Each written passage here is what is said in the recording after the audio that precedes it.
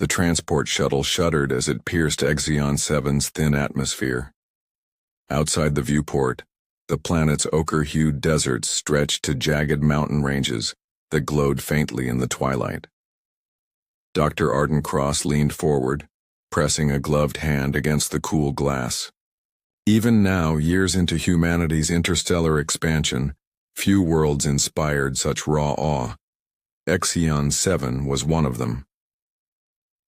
"Approaching drop zone in 2 minutes," announced Lieutenant Cao from the pilot's seat. His voice crackled through Arden's. "Helmet comms. Research team, prepare for atmospheric entry." Arden adjusted the straps of his equipment harness. Years of study had led him here, to the frontier, to the edge of known biology. Rumors of bioluminescent lifeforms had drawn the Eridani research fleet across parsecs, but nothing could prepare him for E-47. Below, at the center of the plateau, stood the containment dome, a 1,000-foot-tall instantiation of military precision and scientific ambition. Its translucent panels reflected the dying sun like a fractured crystal. From this distance it pulsed with an otherworldly rhythm. They landed on a gravelly marker, and Arden disembarked with a handful of colleagues, exobiologists, xenopsychologists, security officers. Dust swirled in the artificial gusts generated by the shuttle's thrusters.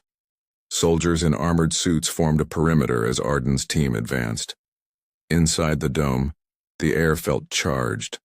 Soft hums emanated from cables that snaked along the walls, powering environmental regulators. In the center of the vast chamber floated a sphere of pure energy, the containment field. Within it, the alien writhed. E-47's body defied classification. Its torso was slender and semi-translucent, veins of glowing turquoise tracing every curve. 8 ribbon-like tendrils sprouted from its shoulders, each tipped with filamentous structures that flickered like neural synapses. It had no visible mouth, yet when it turned its immense inky eyes toward the observers, a voice gentle and resonant filled the dome. "Show mercy, human. My body will give you powerful offspring." Arden's breath caught. The sentence replayed in his mind, reverberating against every scientific principle he'd held as absolute. Genetic symbiosis was hypothetical. The idea that an alien life form could willingly offer its genome to seed a hybrid future was beyond radical. It was unprecedented. Dr. Marisol Vega, the lead xenogeneticist, stepped forward, clipboard in hand. "Are we hearing it correctly?" she murmured, more to herself than to Arden. He nodded, voice barely above a whisper. "It's communicating, offering a reproductive alliance." Security Chief Anderson's hand hovered near his sidearm. "Directive is clear. Contain and study. If the creature's viable, we exploit." A stern glare from Colonel Vivian Halverson cut him off.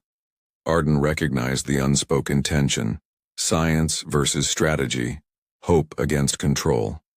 Arden squared his shoulders and activated his recorder. "E-47, this is Dr. Arden Cross of the Eridani Research Fleet. We hear your message. Please, tell us what you seek." The alien paused, its tendrils stilling. For a moment, the only sound was the hum of the field generator. Then, in a voice that resonated directly within Arden's skull, it spoke again. "Escape from those who would use me as weapon. My gift can save worlds or destroy them. Choose wisely." Arden felt a shiver run down his spine. Around him, the research team exchanged anxious glances. This was more than a scientific breakthrough, it was a moral crucible. He straightened. "You'll have protection under our guidance. No one will harm you."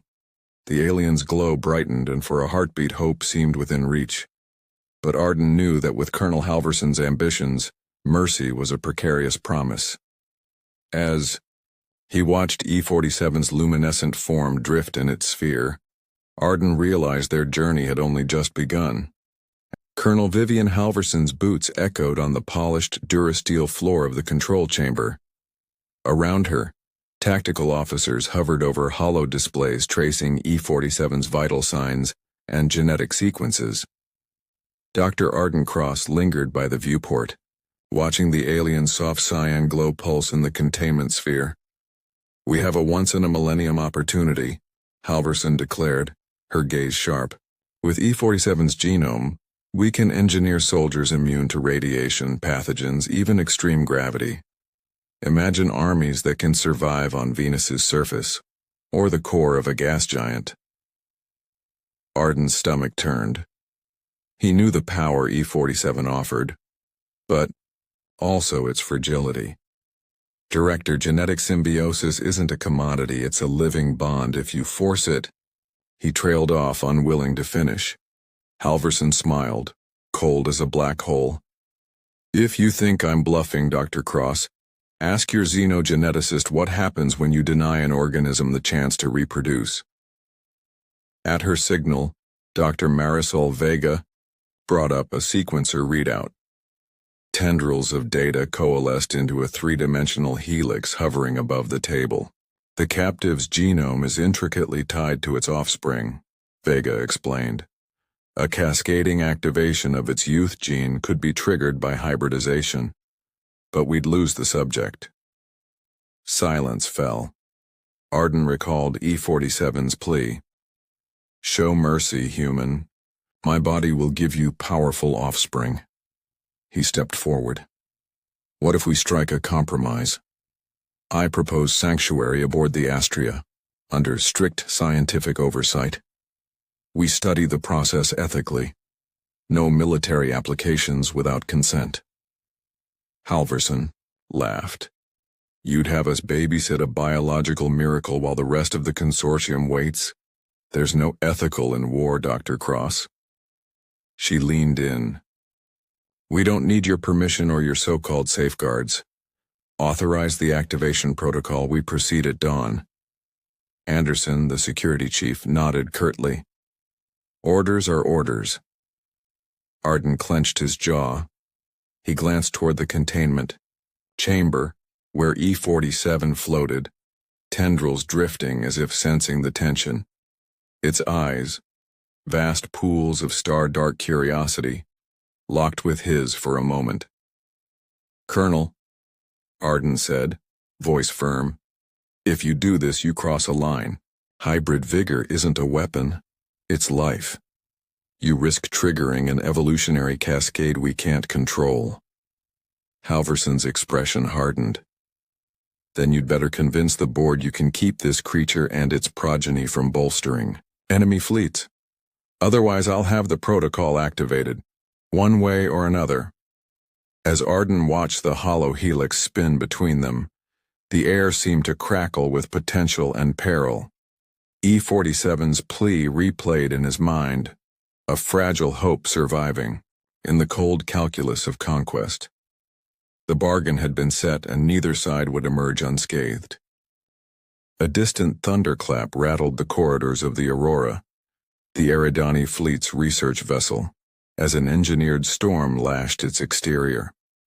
Inside, the lights flickered, and the hum of the ship's reactors deepened into a pulse.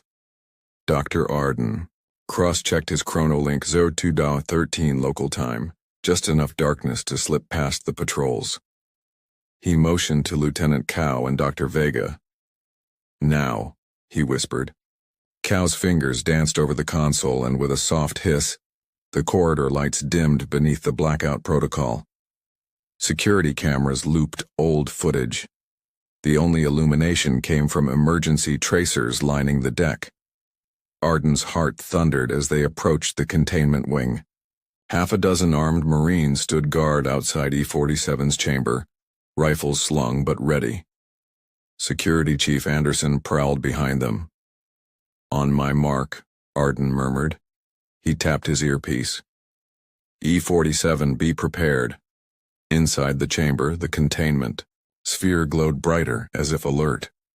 Arden reached the override panel and input the modified code that Dr. Vega had risked engineering. The barrier shimmered and then collapsed in a silent ripple of light. E-47 drifted free, its tendrils splaying like a celestial blossom. It emitted a low, resonant tone that vibrated through Arden's suit. He offered his hand.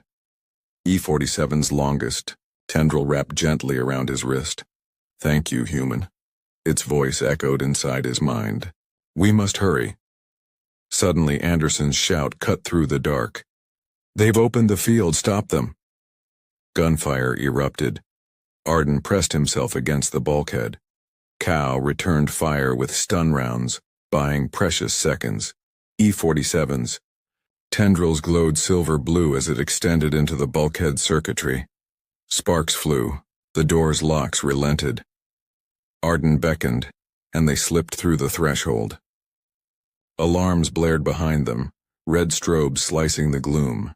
They raced down the service corridors, winding cavernous passages designed to hide maintenance crews, not fugitives. Arden activated the stealth drone he carried, deploying it ahead. Its soft humming drone cast faint green ripples of light, guiding their path and jamming pursuit scanners. "Shortcuts through biolab?" he panted, sidestepping a steam vent. E-47's form bent around his, uncanny in its gravity. The aliens' presence was calm, almost maternal. Ahead, a steel bulkhead barred their exit. Vega worked the override, her hands trembling. Behind them, Anderson's squad emerged, rifles raised. Vigo's override failed. The door stayed shut. E-47 coiled a tendril around the access panel. Strange glyphs, genetic runes, Arden realized, traced into the metal. The panel's locks clicked open and the bulkhead slid aside. As they stepped into the ventilation shafts, blast doors clanged down, sealing Anderson's Marines in the corridor. The storm outside roared louder as if cheering their flight. In the hush of the ducts, Arden exhaled. "We made it," he said, though his voice trembled. E-47's glow softened, filaments folding against its sides. "But they will come," E-47 warned, its mental voice heavy with concern. "We must reach the shuttle before military lockdown." Arden nodded. Over the roar of the storm, the Aurora's engines thrummed under isolation protocols. Somewhere in this labyrinth of steel, salvation waited. A small escape craft hidden in the ship's underbelly. Together, with human resolve and alien grace, they vanished into the shadows, hunted by the ambitions of a consortium that would pay any price for power. Their flight had begun, but the true journey, the struggle for trust, for ethics, for mercy, lay still ahead. The hidden bay beneath the Aurora's hull was a tapestry of biolabs and hydroponic gardens, an ecosystem Arden had helped design for humanitarian missions. Now its corridors felt claustrophobic, the verdant greenery a reminder that life could flourish or strangle under tending hands. E-47 floated at the center of a transparent tank, its tendrils undulating in the nutrient-rich fluid. Dr. Vega monitored stability readouts. "The spore clouds in the hydroponics bay are multiplying faster than predicted," she reported. Our genome is seeding the environment. We risk creating an uncontrollable biosphere." Arden knelt beside E-47's tank, placing a palm flat against the glass. "I never imagined your cells would integrate so rapidly. We must understand the mechanism before it's too late." E-47's tendrils pressed against the inner surface. Its voice echoed softly in Arden's mind, both eager and tremulous. "Symbiosis is life's deepest bond. Yet each gift demands sacrifice. If you take my seed, I will fade, and my offspring will carry both our strengths." Arden's chest tightened.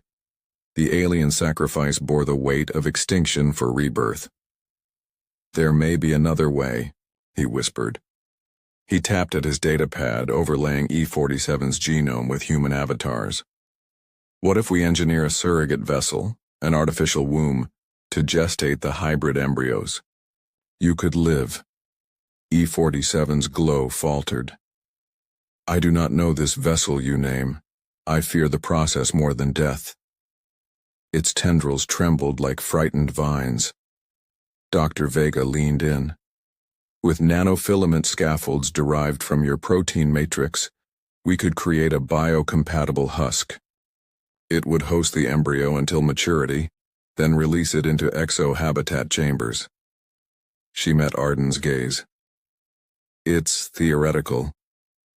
But life itself began this way, on countless worlds. The aliens' filaments traced patterns in the water. Ancient, runes Arden struggled to decipher. Finally, E-47 nodded, resolute despite its fear. I will trust you, human, but if the vessel fails, end my suffering swiftly.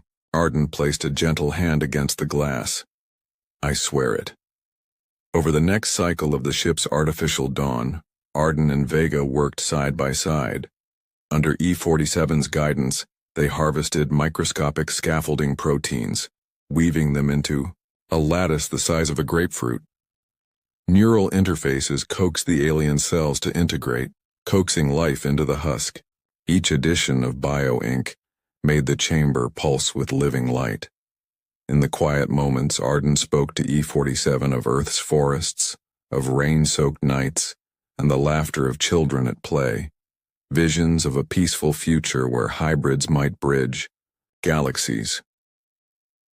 E-47 listened, tendrils caressing his helmet visor, its empathy resonating within him.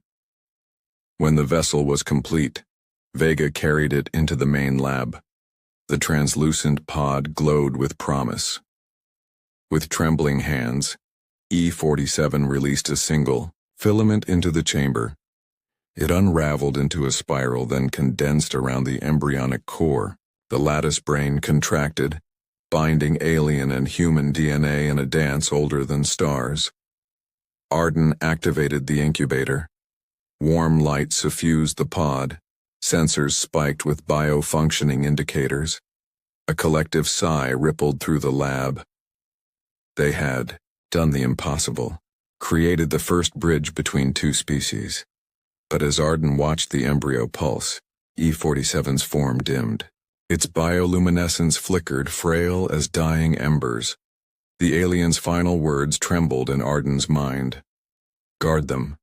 Teach them mercy. Tears stung Arden's eyes. We will, he vowed, voice breaking. I promise. Outside, the hydroponic bay's spore clouds swirled in harmony, a newborn ecosystem awakening under alien and human care. In that moment, Arden understood that symbiosis was more than science. It was the unbreakable bond of life reaching across the stars. And from their union would spring a generation powerful enough to reshape. The hydroponics bay glowed with an otherworldly verdure, tendrils of alien spores weaving through human-engineered vines. Lanterns of soft blue light cast dancing shadows on the gleaming floor as Arden Cross and E-47 emerged from the lab corridor. Behind them, the biohybrid embryo pulsed gently within its gelatinous pod, a testament to their daring collaboration. But sanctuary proved elusive. Colonel Halverson's voice crackled over the comlink. Dr. Cross, stand down and surrender the hybrid vessel. You've defied the consortium long enough. Dark boots clicked on the metal grating as Halverson strode into the bay, flanked by armed officers. In her hand glimmered a modified stim pistol, its charge coils humming with lethal promise.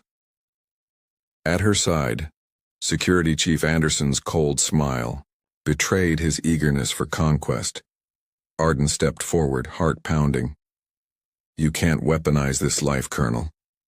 It's not yours to command. Halverson's eyes narrowed. Life is power, Dr. Cross, and power is survival. She aimed the pistol at the pod, handed over. E-47 floated between them, tendrils unfurled like protective wings. Its bioluminescence flared, bathing the bay in an ethereal glow. "Show mercy, human," it whispered within Arden's mind. "Your choice will shape all futures." Time froze. Arden's finger hovered at his sidearm. The embryo pulsed in silent plea, and E-47's form shimmered with palpable pain. He glanced at the colonel, whose jaw was set in unyielding steel. Then, Arden made his choice. He holstered his pistol. "No," he said firmly, voice echoing between the verdant walls. "You will not kill life for greed." Halverson's finger twitched on the trigger. A blue stun beam leapt toward the pod, but E-47 reacted. Tendrils lashed out, rerouting the beam into the wall. Sparks flew, sending the colonel stumbling back. Seizing the moment, Arden lunged forward, snatched the stim pistol from Halverson's grasp and turned it on the nearest console. A surge of power overrode the bay's security grid. Lockdown protocols sealed the exits, isolating Halverson and her guards. With a final silent plea, E-47 extended a single tendril toward Arden's chest. "Thank you, human," it whispered. Its glow dimmed gently, a silent signal that its sacrifice was complete. In the bay's hushed aftermath, Arden deactivated the lockdown. Halverson glared at him, defeated, yet unbowed. "This isn't over," she spat. Arden met her gaze evenly. "It is, if we have mercy." He guided the pod, and the weakened E-47 toward the awaiting shuttle. As the bay doors slid shut, spores drifting like stardust behind them, Arden looked down at the alien's fading light. "Rest now," he murmured. "Your children will carry your spirit." E-47's final glow pulsed, warm and steadfast. "Guard them," it breathed, and then fell silent. Beyond the threshold of the bay, the universe awaited. From sacrifice and mercy, a new lineage would rise, hybrid emissaries destined to heal or harm depending on the compassion shown by their creators. And Arden Cross vowed that mercy would be their guiding star.